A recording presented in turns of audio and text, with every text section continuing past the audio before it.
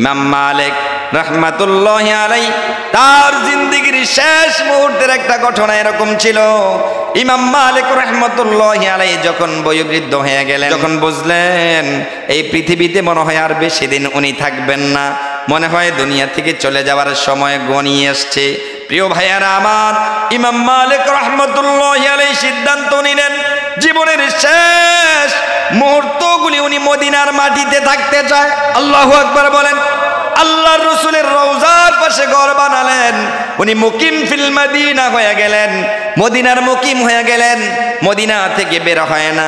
ওনার চিন্তা চেতনা হলো মদিনার রাসূলের রওজার পাশে সময় কাটামু, আমার খাবার দাবার দরকার হইলে রাসূলের রওজার পাশে কামু, এখানেই নামাজ পড়মু, মদিনা থেকে বের হব না। ওনার চিন্তা, আল্লাহ পাক যদি মালাকুল মাউত আমার সামনে পাঠিয়ে দেয়, আর যদি রাসূলের রওজার সামনে থেকে আমার রূহটা কবজ করে নিয়ে যায়, আমার যদি ওয়াফাত হয়ে যায়, আমি যদি মরে যাই, মদিনার মাটিতে যদি আমার দাফন হয়, আমি ইমাম মালিকের জিন্দেগীর কোন আমল যদি রব্বে কারিমের দরবারে কবুল না হয়, কমাস কম আল্লাহর রাসূলের রওজার আশেপাশে যদি আমি ইমাম মালিক শুইতে পারি, রাসূলের কারণে দোস্তের দিকে তাকাইয়া কমাস কম আমার মালিক আমার কবরে আযাব দিবে না। জোরে বলেন আল্লাহু আকবার, জোরে বলেন। এই ছিল ইমাম মালিক রাহমাতুল্লাহি আলাইহির দিলের তামান্না। সুবহানাল্লাহ বলবেন না? এভাবে চিন্তা করে করে মদিনা থেকে আর বাইরে যায় না, কারণ মদিনার মাটিতে থাকতে চায়, মদিনাতে মরতে চায়, মদিনায় দাফন হতে চায়। আল্লাহু আকবার বলবেন না? এভাবে করে করে 1 মাস গেল, 2 মাস গেল, 5 মাস গেল, 6 মাস গেল। যেইনি বছরটা গুরুন দিয়ে আইছে, তখন দেখতে আছে হজ্জের মৌসুম। হজ্জের মৌসুমে মদিনা থেকে হাজী সাহেবদের এক কাফেলা ইহরামের কাপড় বেঁধে আল্লাহর ঘর মক্কার দিকে রওনা দিছে হজ করার জন্য। সুবহানাল্লাহ, জোরে বলেন না সুবহানাল্লাহ। এবার তো এই যে আশিকে রাসূল ইমাম মালিকের দিলে এই যে হাজী সাহেবদের এই পোশাক দেখা দিলে জ্বালাফালা শুরু হয়ে গেছে। আরে 1টা বছর হয়ে গেছে আমার আল্লাহর ঘরের সামনে সরাসরি নামাজ আদায় করতে পারি না, কিন্তু ডর লাগে তো যদি মদিনা থেকে বাইর হই, রাস্তায় যদি মরে যাই, তাহলে মদিনার মাটি হারামু, কি করি কি করি। এই চিন্তা করতে করতে একদিন শেষ রাত্রে তাহাজ্জুদের সময় জায়নামাজে নামাজ পড়ার পরে জায়নামাজে বৈশা হাত তুলে বলতেছে, আল্লাহ কয়দিন বাঁচমু একটু কমন যায় না? লাগে না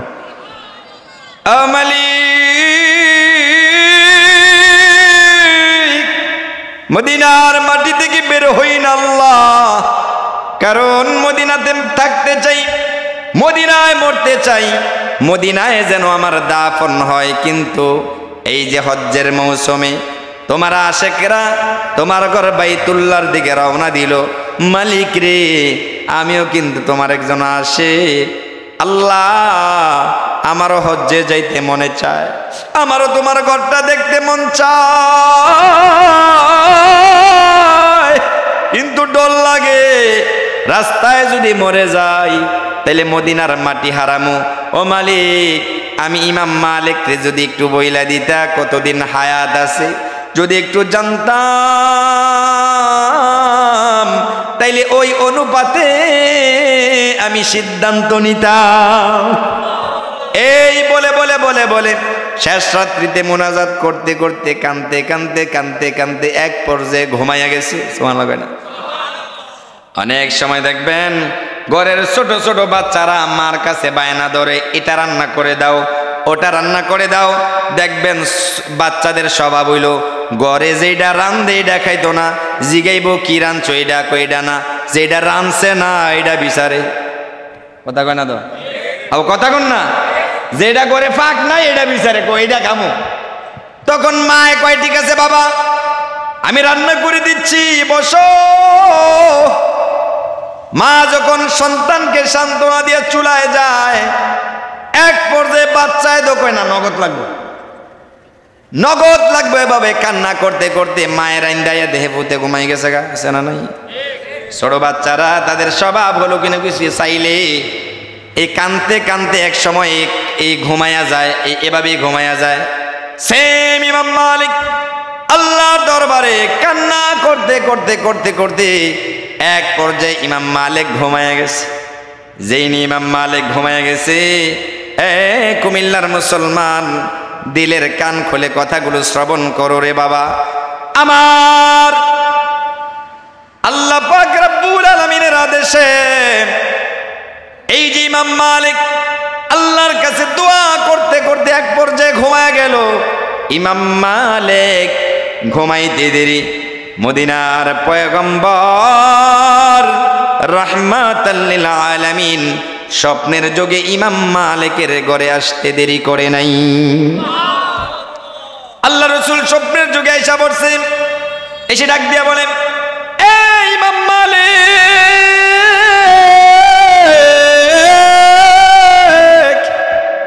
দোয়া করতে আসো, মদিনা থেকে বাইরস না। আমি রসুলের রওজার পাশে মরতে চাস, এখানেই দাফন হতে চাস। আমি বুঝি রে ইমাম মালিক, আমি বুঝি। আল্লাহর কাছে কি দোয়া করো, কয়দিন বাঁচবা জানতা। আল্লাহ রসুল স্বপ্নের যোগে ইমাম মালিকরে ডাক দিয়া বলে, ইমাম মালিক, ইয়া ইমাম মালিক উনজুর ইলা ইয়াদি। আল্লাহ রসুল স্বপ্নের যোগে ইমাম মালিক এভাবে 5 আঙ্গুল দেখে বলে, উনজুর ইলা ইয়াদি। ইমাম মালিক তাকা, আমার হাতের দিকে তাকা। আল্লাহ রসুল ইমাম মালিকরে ডাক দিয়ে 5 আঙ্গুল দেখাইছে। দেখে আল্লাহ রসুল চলে গেছে। ইমাম মালিকের স্বপ্ন ভেঙে গেছে, ঘুম থেকে জায়গা টেনশনে পড়ে গেলেন। কিরে আল্লাহ রসুল স্বপ্নের যোগে 5 আঙ্গুল দেখে কি বুঝাইলো? 5 বছর বাঁচাম বুঝাইলো নাকি? সমান লাগে না?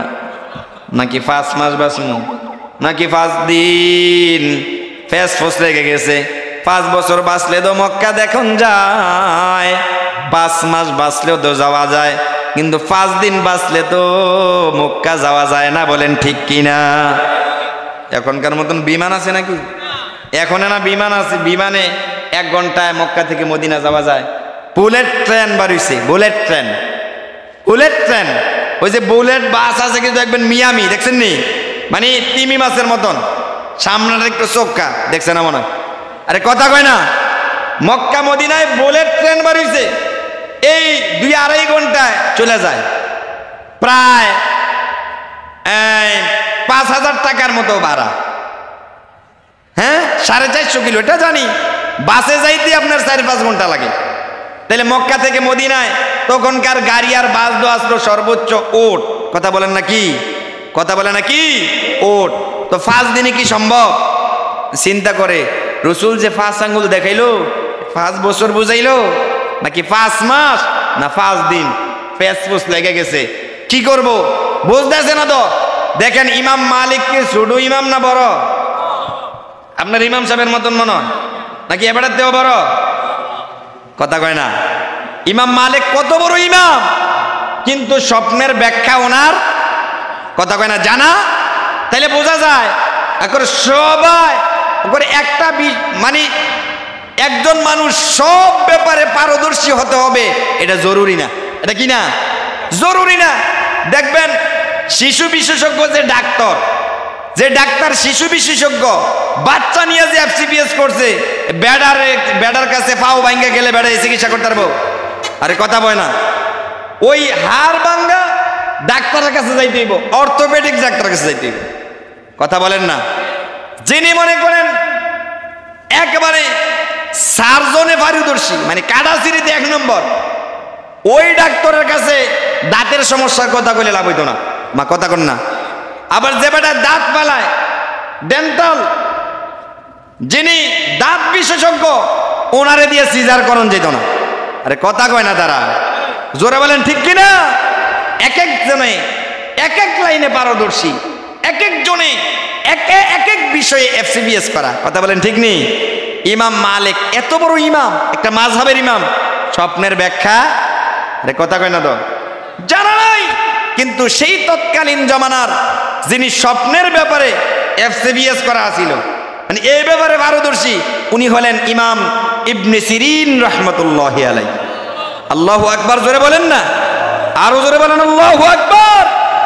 ইমাম ইবনে সিরিন, ইনি হলেন স্বপ্নের ব্যাখ্যার জগতের সম্রাট। বলেন সুবহানাল্লাহ। ইমাম মালিক সাথে সাথে খাদেমকে বলে, খাদেম যাও যাও অমুক শহরে ইমাম ইবনে সিরিন থাকেন, ইমাম ইবনে সিরিনের কাছে যাইয়া বলবা, আমার নাম বইল না কইলাম, যাইয়া বলবা যে আল্লাহ রসুল স্বপ্নের যোগে 5 আঙ্গুল দেখাইছে। ইমাম ইবনে সিরিন একটু ভেদরা কইয়া দেন, ব্যাখ্যাটা কইয়া দেন। খাদেম চলে গেলেন। লম্বা সময় পাড়ি দিয়া ইমাম ইবনে সিরিনের খানকায় চলে গেলেন, ওনার বাসভবনে চলে গেলেন। যাইয়া বলে, ইমাম অনেক দূর থেকে আপনার দরজায় এসেছি গো ইমাম। কি কারণে এসছো ইমাম? খাদেমরা বলে, কি কারণে আসছো? খাদেম বলে, ইমাম ইবনে সিরিন আসছে একটা জরুরি বিষয় আপনার সাথে শেয়ার করতে। আল্লাহর কোন একজন বান্দা মদিনার পয়গম্বরকে স্বপ্নে দেখছে, স্বপ্নে 5 আঙ্গুল দেখাইছে, এটার ভেদরা একটু কইয়া দেন। এবার ইমাম ইবনে সিরিন কয়, স্বপ্ন দেখছো কে? দেখছে কি আগে নামটা একটু কও। খাদেম কয়, নাম বলার অনুমতি নাই। ইবনে সিরিন কয়, ব্যাখ্যা বলাও যাবে না, ব্যাখ্যা বলার অনুমতি নাই। আরে কোন কি নামের কি দরকার? কোন নাম যদি না বলো তাইলে ব্যাখ্যা বলা যাবে না, এটা এক প্রাইভেসি। দেখবেন আপনি ব্যাংকে যান, নিজের অ্যাকাউন্ট নাম্বার ছাড়া অন্যের অ্যাকাউন্ট চেক দেওয়ার জন্য ম্যানেজার অনুমতি দিবে না। বলেন ঠিক কিনা? আপনার চেহারা যদি চিনে তাহলে ভিন্ন কথা, না চিনলে আপনি যদি বলেন যে আমি একটা অ্যাকাউন্ট নাম্বার চেক দিতাম, তাহলে বলবে বলেন। নাম্বার বলার পরে বলবে যে অ্যাকাউন্টটা কার। যদি বলেন আপনার, তাহলে বলবে আপনার নাম কি। নামের সাথে যদি এটা মিলে তাইলে বলবে যে কত টাকা আছে, সংখ্যা বলবে।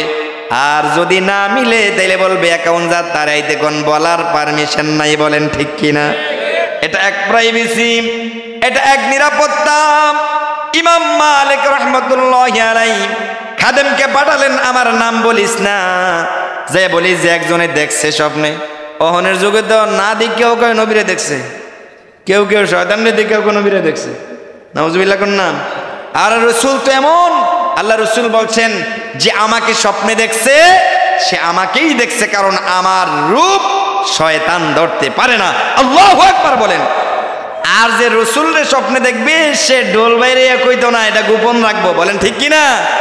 আল্লাহ রসুলকে যে স্বপ্নে দেখে এটা বলে বেড়ায় না, সে গোপন রাখার, যে প্রকাশ করে সে দেখছে না বাটফার। জোরে কন, জোরে বলেন ঠিক কিনা? যে রসুল স্বপ্নে দেখে সে এটা প্রাইভেট, এটা পাবলিশ করে না, এটা গোপন রাখার বিষয়, সিক্রেট। এবার ইমাম মালিক কয়, আমার কথা কইস না, যে বলিস রসুলকে একজন আল্লাহর বান্দা স্বপ্নে দেখছে, 5 আঙ্গুল দেখাইছে, এটার ভেদরা একটু কইতো। খাদেমে যে ইনি কইছে, ইমাম ইবনে সিরিন কয়, নাম ক। কেডা কেডা দেখছে নাম ক। কয় নাম তো বলা যাবে না, দিলে ব্যাখ্যাও বলা যাবে না। খাদেমে পড়ছে বিপদে, কথা কন না, বিপদে না। ফিস সাহেবে কইছে নাম না কইতো, এবারে গিয়ে নাম ছাড়া কয় না, বিপদে না। ইমাম ইবনে সিরিন কয়, আরে তুমি যে কথা বলছো, এই স্বপ্নে যদি রসুল দেখা দিয়েই থাকে তাইলে এটা বর্তমানে ইমাম মালিক ছাড়া আর কেউ এমন স্বপ্ন দেখার যোগ্যতা রাখে না, রাখে না। ইমাম মালিক হইলে বিশ্বাস করি, নাইলে বিশ্বাস করি না। জোরে বলবেন না সুবহানাল্লাহ। খাদেমে আগ কইরা চাই তোমা আমার দি না করলো ইমাম সাহেবে নাম কইতাম, বেড়াই দি নাম জানা লাইছে। উনি কয় আল্লাহর রাসূলরে যদি স্বপ্নে দেখেই থাকে এই জামানায়, ইমাম মালিক ছাড়া এমন স্বপ্ন দেখার যোগ্যতা বর্তমান জমানার কারো নাই। ইমাম মালিকই দেখছে। এখন খাদেমে তো বগার বাই ঠগা দৌড় দিয়ে গেছে, যাইয়া কয় নাম কইতে নিষেধ করেন না, বেড়া এমনি নাম জানে। এবার ইমাম মালিক ডাক দিয়া বলে, যা খাদেম যাও, কানার দরকার হইল চোখ, আবার আমার দরকার হইল ব্যাখ্যা। কথা কয় না, একজন কানা মানুষ, এবার দরকার কি বউ না চোখ? কথা কয় না তো। এবার অন্ধ, এবার কি আপনার একবারে সিটি কর্পোরেশনের পাশে 10 শতক জায়গা দিলে এটা নিব, না চোখটি বালা করে দিলে এটা নিব? কথা কন না। যে অন্ধ তার দরকার কি? আর ইমাম মালিকের কি দরকার? ব্যাখ্যা। আরে নাম জানলে জানছে, আগে গিয়ে ব্যাখ্যা জিগা বেড়া। হাজী সাহেবরা যাইতেছে কা মক্কায়, আমি তাড়াতাড়ি মক্কায় যাইতাম, সুবহানাল্লাহ কয় না। এবার খাদেম দৌড়ে যায় বলে, এই ইমাম ইবনে সিরিন। হ্যাঁ, ইমাম মালিক ওই দেখছে, এবার ভেদরা কইয়া দেন, সুবহানাল্লাহ কোন। এবার ইমাম ইবনে সিরিন বলে, এ খাদেম রাগ করিস না, মনে কষ্ট নিস না রে বাবা। কেন বলি নাই জানো? ইমাম মালিক ছাড়া এই স্বপ্ন কেউ দেখতে পারে না। হ্যাঁ, যদি ইমাম মালিক এই স্বপ্নটা দেখে থাকে তাইলে শোন, দুনিয়ার সবচেয়ে বড় আলেম বর্তমানে হলো ইমাম মালিক রহমতুল্লাহি আলাইহি। আর কবরের জগতের সবচেয়ে বড় আলেম যিনি, তিনি হলেন আপনার আমার নবী, দোজাহানের নবী মুহাম্মদুর রাসূলুল্লাহ সাল্লাল্লাহু আলাইহি ওয়াসাল্লাম। জবান ছেড়ে সকলে আওয়াজ দিয়ে একবার দুরূদ পড়েন, সাল্লাল্লাহু আলাইহি ওয়াসাল্লাম। কবরের জগতের সবচেয়ে বড় আলেম নবী মুহাম্মদুর রাসূলুল্লাহ, দুনিয়ার জগতের সবচেয়ে বড় আলেম ইমাম মালিক। ইমাম ইবনে সিরিন বলেন, কবরের জগতের সবচেয়ে বড় আলেম, দুনিয়ার জগতের সবচেয়ে বড় আলেম রে স্বপ্নের যোগে দেখা দিয়া 5 আঙ্গুল দেখিয়া কি বুঝাইছে জানোস নি? আল্লাহ রাসূল বুঝাই, ইমাম মালিক রে, আমি মুহাম্মদুর রাসূলুল্লাহর আল্লাহ কত জ্ঞান দিছে জানোস নি? আল্লাহ রাসূল নিজে বলেন, উতিতু ইলমাল আউয়ালিন ওয়াল আখিরিন। আল্লাহ পাক আমাকে আউয়ালের ইলম দিয়েছেন, আল্লাহ পাক আমাকে আখিরের ইলম দিয়েছেন, আল্লাহ পাক আমাকে শুরুর ইলম দিয়েছেন, আল্লাহ পাক আমাকে শেষের ইলম দিয়েছেন, আল্লাহ পাক আমাকে আদমের ইলম দিয়েছেন। আল্লাহ পাক 1 লক্ষ মতান্তরে 2,24,000 পয়গম্বরের যত ইলম, সব ইলম আমি নবীকে একা দিয়েছেন। শুধু তাই না, কিয়ামতের আগ পর্যন্ত যত বৈজ্ঞানিক দুনিয়াতে জন্মাবে, যত বিজ্ঞানী দুনিয়াতে জন্মাবে, চাঁদের জগতে চলে যাবে, মঙ্গল গ্রহে চলে যাবে, কিয়ামতের আগ দিন পর্যন্ত যত ইঞ্জিনিয়ার, যত বিজ্ঞানী, যত দার্শনিক পৃথিবীতে জন্মাবে, বাবা আদম থেকে শুরু করে একেবারে দার্শনিক পর্যন্ত যত নলেজ আর যত জ্ঞান, আল্লাহ রাসূল বলেন, ওই আদম বাবারে যে ইলম দিছে এটাও আমার আছে। একবারে পৃথিবীর একবারে শেষ মুহূর্ত পর্যন্ত যত দার্শনিক জন্মাবে, ওই দার্শনিকের ইলমও আমি মুহাম্মদুর রাসূলুল্লাহর আছে। আল্লাহু আকবার, জোরে বলবেন না? আল্লাহ রাসূল বলেন, শুরুর ইলমও আমার আছে, শেষের ইলমও আল্লাহ পাক আমারে দিছে। কোন জিনিস কিন্তু আমার অজানা নাই। কিন্তু ইমাম মালিক, আমি মুহাম্মদুর রাসূলুল্লাহ আল্লাহর পরে সবচেয়ে বেশি জানতা। বলেন, আল্লাহর পরে সবচেয়ে বেশি জানে কে? নবীজি। বলেন না কে? আপনার আমার নবী। আল্লাহর পরে যার মর্যাদা, বলেন আল্লাহর পরে কার মর্যাদা? নবীর মর্যাদা। তো নবীর মর্যাদার কথা বলতে বলতে রাত্রিও যদি ওয়াজ করে শেষ করি, নবীর মর্যাদা শেষ করুন যাইব? আরে কথা বলেন না বাবা, শেষ করা যাবে? এক কথায় উত্তর, আল্লাহর পরে যার জায়গা তিনি হলেন মুহাম্মদুর রাসূলুল্লাহ সাল্লাল্লাহু আলাইহি ওয়াসাল্লাম। এর চাইতে আর বেশি ফজিলত বর্ণনা করার যোগ্যতা আমার নাই। কথা বলেন ঠিক নেই? আল্লাহর পরে যার জায়গা, এরপর আর কি আছে? আরে কথা কন না, এরপর আর কিছু আছে?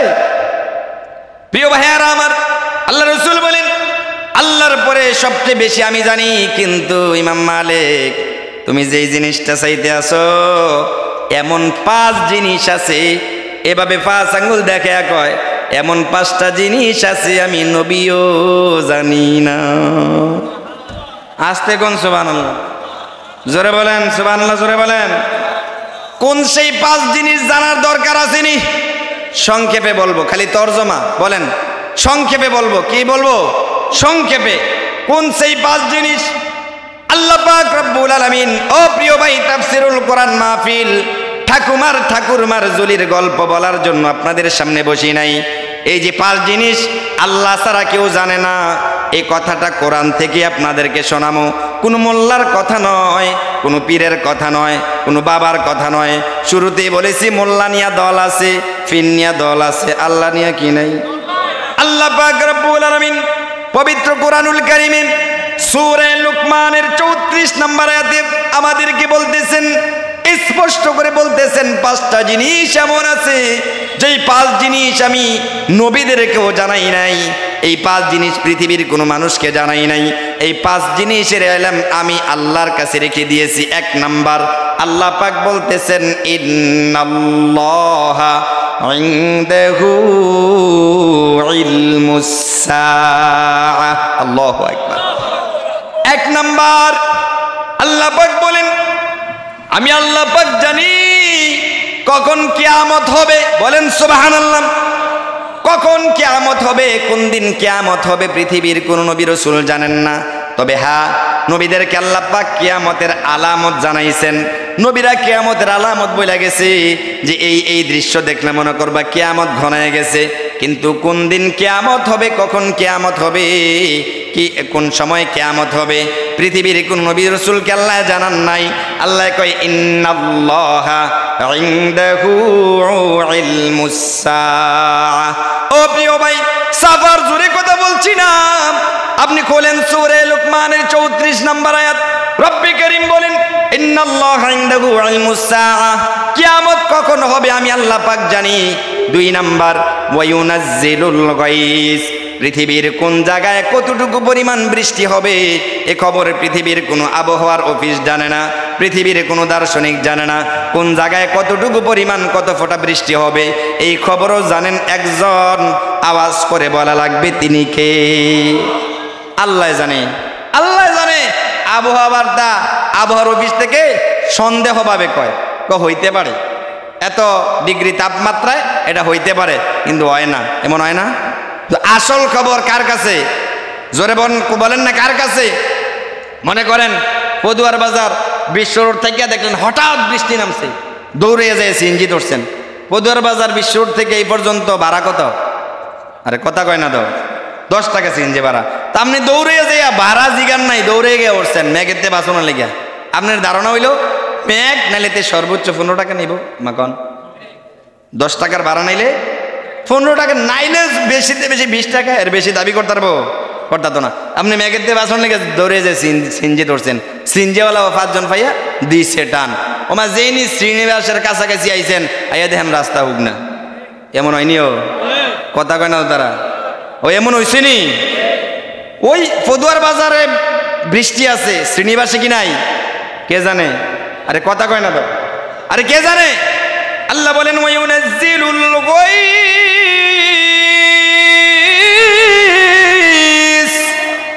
পৃথিবীর কোন জায়গায় কতটুকু পরিমাণ বৃষ্টি হবে কেউ জানে না, আমি জানি।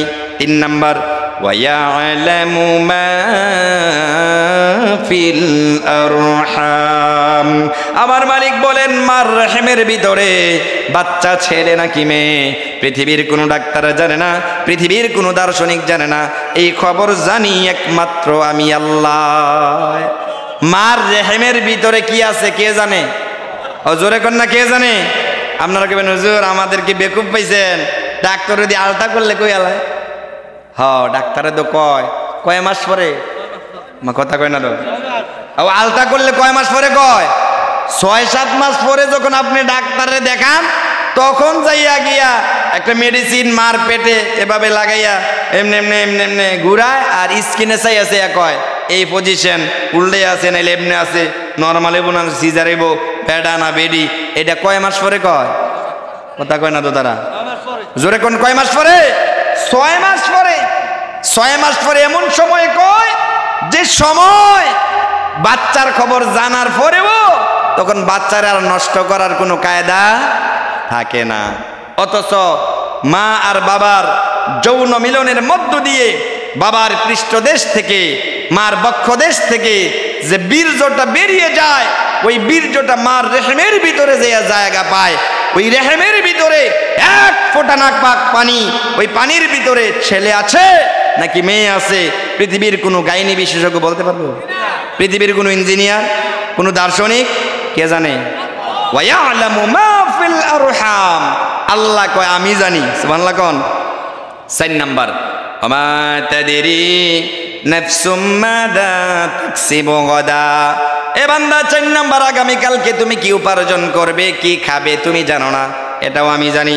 আপনারা বলবেন হুজুর ফ্রিজের মধ্যে এই দেশি মুরগি, সোনালী মুরগি, গরুর গোস্ত, হাঁসের গোস্ত আছে, এটি তো খামু আর খামু কি না। এমনও হইতে পারে আগামীকালকে আপনার খানা ঢাকা শহরে। এমন সিফাত ফালাইব, এমন পাশে পড়বেন, হঠাৎ করে যেমন লাগছে, কিছু করার নাই, আছে না এমন? আরে কথা কয় না। সহজ করে আমি আলোচনার শেষের দিকে নিয়ে যাচ্ছি। প্রিয় ভাই, আপনারা সকালবেলায় এই যে আরাম করেন, বাজার করেন কোনখানতে? বিজয়পুর থেকে। আচ্ছা, ওই বাজারে সকালবেলা অনেক সময় ছোট ছোট মাছ ওঠে না? এই যে আজকে মলায়া মাছ দেখানো হয়েছে। আচ্ছা, এই যে ছোট ছোট মাছ, এগুলো কিন্তু এখন এই বড় লোকের খানা। বলেন কার? এই ছোট ছোট মাছ কিন্তু এখন আর গরিবে খাইতারে না, কারণ দাম বেশি। অথচ আমরা ছোট থাকতে দেখছিলাম এই ছোট মাছ আসলো গরিবের খানা। কথা কয় না?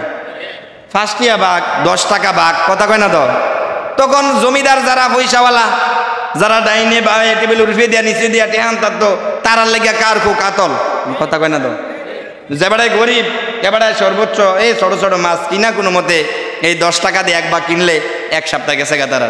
আর এখন হইছে উল্টা, এখন হইলে ছোট ছোট মাছ, দেশি জাতীয় যত মাছ, কই মাছ, চিংড়ি মাছ, এরপরে আপনার এই মলায়া মাছ, এই সব মাছগুলো হইলো পয়সাওয়ালার খানা, আর গরিবের খানা হইলো ফাঙ্গাস।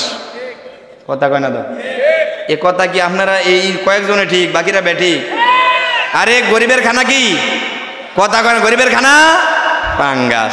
আচ্ছা, সহজ করে বলি, ওই বিজয়পুর বাজারে গেলেন সকালে, এই যে ফজর নামাজ করে হাঁটতে হাঁটতে যে দেখলেন মাশাল্লাহ খুব সুন্দর করে একজনে কিছু দেশি মাছ লুয়ে বসে রয়েছে। ভাই মাছটি উঠাও, আও দাম পরে তোল বেড়া আগে লুয়ে লাইছে। কত নিবি? আর 500, 1000 লুয়ে যা। বাড়িতে লুয়ে গেছে, যে বেগমরা কইতে আছে অর্ধেকটি ফ্রিজে রেখা, আর অর্ধেকটি রে ভালো করে ধুইয়া, অর্ধেকটি দিয়া টমেটো দিয়া টক রান্না করবা, আর অর্ধেকটি ভুনা করবা। কথা কয় না? তো পছন্দের খানা নি কার কার? এই তো মাশাল্লাহ, কোন লাগতো না, এটা আবার সবাই দেখে নেব। তো সব মিলাইয়া এ পছন্দের খানা বিবিরে বলছে, বিবিও করে স্বামীর এই কথাটা শুনছে, বালাই খুব সুন্দর করে রান্না করছে। দুপুরবেলা খাওয়ানোর যখন সময় হয়েছে, এমন সময় হঠাৎ কইরা এই বউয়ের বাপের বাড়িতে ফোন দিছে বড় ভাইয়ে, মানে ওনার সম্বন্ধী। আপনারা রেস্ট অফিস কোথায়? দলিল করেন কোন? হ্যাঁ, বিশ্ব রোড রেস্ট অফিসের পাশের দিকে ফোন দিছে সম্বন্ধী, গো জামাই গো, কয় জামাই তো গরো ভাত খাইব, একটু পাঠাস না বোন, খুব বিপদে আছি, বেশি বেকায় দেয়, এবারে সারা কামটা হয় না। আচ্ছা যাই হোক, আপনার কি মনে হয় হৌর বাড়িতে সমন দিয়ে ফোন দিলে বেডিয়ে ওখানে এবার ভাতো খানা দিব? কথা কয় না তো তারা, ওহন খানা দিব। ও মা, আমার বাড়িটায় কোন বিপদ জনে পড়ে রয়েছে, তুমি তাড়াতাড়ি যাও, তোমার খানা রাহাম, একটু খাইতাম না, তুমি আইলেই দেন, তাড়াতাড়ি যাও। কথা কন, এটা হলো হৌর বাড়ির মানুষ দেখিয়া। আবার নিজের আত্মীয় স্বজন হইলে করে না, বাচ্চাদের দিয়ে উঠছে যেমন ভালো না। কথা কন ঠিক নেই? খানা পাত তো আসামিও ধরে না, এমন ওরন যাইতো না। আর নিজের বাপের বাড়ির তো অহন যাও তাড়াতাড়ি, কোন বিপদে জানি পড়ছে। এই হাদিস ঘুরে নি, কথা কয় না, উফরে বললে মাসলা ঘুরে নিও। তো যাই হোক, বেড়া চিন্তা করতে আছে, কাম হইতো না। ও মন্দি বিপদে পড়ছে, বউ খানা দিব, কাম হইতো না।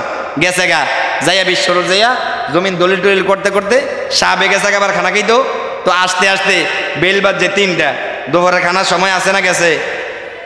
এবার সম্বন্ধে জামাই কষ্ট দিলাম, খানা তো মনে হয় খান নাই, আর খাইলাম কো। বইসলাম, আপনি ফোন দিচ্ছেন, আপনার বই নাকি আর আমার খানা দেয়, ফাটাই দিছে।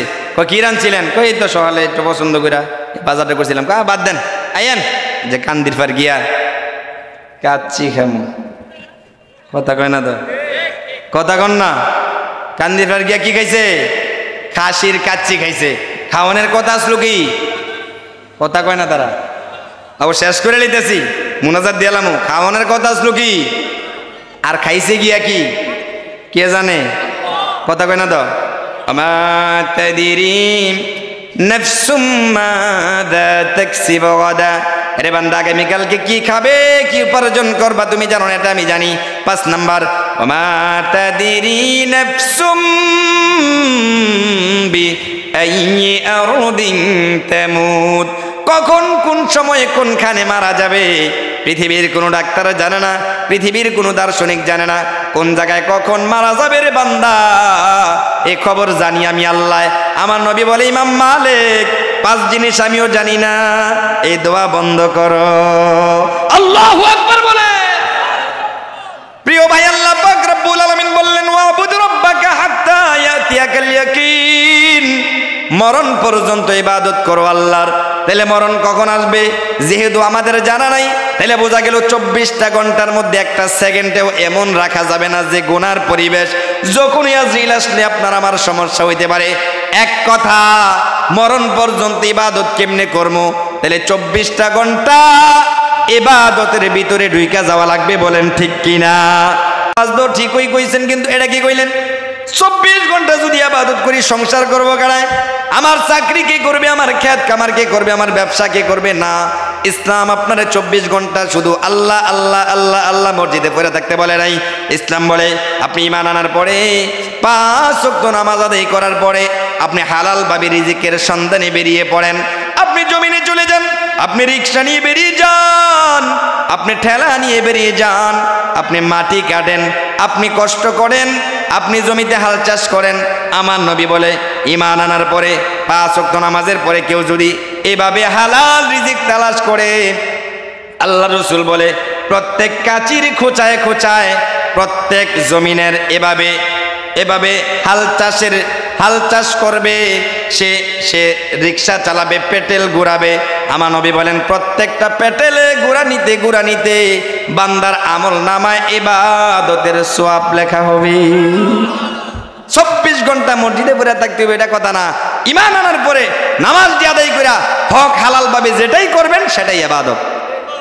তাইলে প্রিয় ভাই, আপনি যদি ইবাদতের হালতে থাকেন, এমন সময় যদি মারা যান তাইলে মৃত্যুর সরতরা এক, আর যদি গুনাহ করতে করতে মারা যান তাইলে মৃত্যুর সরতরা হবে আরেক। সহজ কথা আল্লাহ রসুল বুঝাইলেন, কেউ যদি ইবাদত করতে করতে মারা যায়, কেউ যদি নামাজ পড়তে পড়তে মারা যায়, জিকিরকারী জাকের বান্দা হয়ে মারা যায়, আল্লাহর রসুল কয় আজরাইল তার মৃত্যুর সময় আরাম দিয়া রূহটা বাহির করে। মার বুক থেকে সন্তান দুধ পান করতে করতে যেমনি ঘুমায়া যায়, মাও টের পায় না, সন্তানও টের পায় না। আমার নবী কয় ইবাদত গুজার বান্দার রূহটা আজরাইলের চাইতে আরো সহজ করে বাইর করে লইয়া যায়। আর যদি বান্দায় গুনাহ করতে করতে মারা যায়, মাদক সেবন করতে করতে মারা যায়, ইয়াবা সেবন করতে করতে মারা যায়, সে যদি তাসের আড্ডায় জুয়ার আড্ডায় এক কথায় হারাম কাজ করা অবস্থায় সে যদি মারা যায়, রসুল বলেন তার মৃত্যুর সময় এমন যন্ত্রণা হয়। উদাহরণ দিলেন আল্লাহর নবী। আল্লাহ রসুল বলেন একটা তাজা ছাগলের পিছনের পা দুইটা গাছের মধ্যে লটকাইয়া, ও কুমিল্লার মুসলমান দেখবেন গরু ছাগল যে আমাদের দেশে জবাই দেয়, গরু জবাই দিলে চামড়াটা ছুরি দিয়া কাটে, আর ছাগল যদি জবাই দেয় ছুরি দিয়া কাটে না, গাছের সাথে লটকাইয়া টাইনা ছিঁড়ে। কথা কোন ঠিক কিনা? আমার নবী বলে উম্মত গুনার হালতে যদি মারা যাও, একটা তাজা ছাগলের পিছনের পা দুইটা, মৃত ছাগল নয়, জবাইকৃত ছাগল নয়, একটা জিন্দা ছাগলের পিছনের পা দুইটা গাছের সাথে লটকাইয়া এক টান দিয়া চামড়াটা নাভি বরাবর আনলে, আরেক টান দিয়া গলা বরাবর আনলে, একটা তাজা ছাগলের যতটা না কষ্ট, আমার নবী বলেন গুনাহগার বান্দার মৃত্যুর সময় আজরাইল এর চাইতে 100 গুণ বেশি কষ্ট দেয়। বলেন নাউযুবিল্লাহ। সহজ কথা, ইবাদত করব আল্লাহর। কতদিন করব ইবাদত? মরণ পর্যন্ত ইবাদত, মরণ পর্যন্ত ইবাদত। মরণ কখন আসবে জানা নাই। 24টা ঘন্টা একটা সেকেন্ডেও গুনাহের পরিবেশে থাকা যাবে না। সংসার কর্ম রসুলের তরিকায়, ব্যবসা কর্ম রসুলের তরিকায়, চাকরি কর্ম রসুলের তরিকায়, গৃহস্থী কর্ম রসুলের তরিকায়। রাজি আছেন তো মুসলমান? কারা কারা হাত তোলেন? আল্লাহ পাক আমাদের সকলকে মরণ পর্যন্ত ইবাদত করার তৌফিক দান করেন। আর জোরে বলেন আমিন, আর জোরে বলেন আমিন, আর জোরে বলেন আমিন। যা কিছু বললাম, যা কিছু শুনলেন, রব্বে করিম আমাকে সহ সবাইকে কথাগুলো মানার তৌফিক দান করে, আমল করে যাওয়ার তৌফিক দান করে। বলেন আমিন।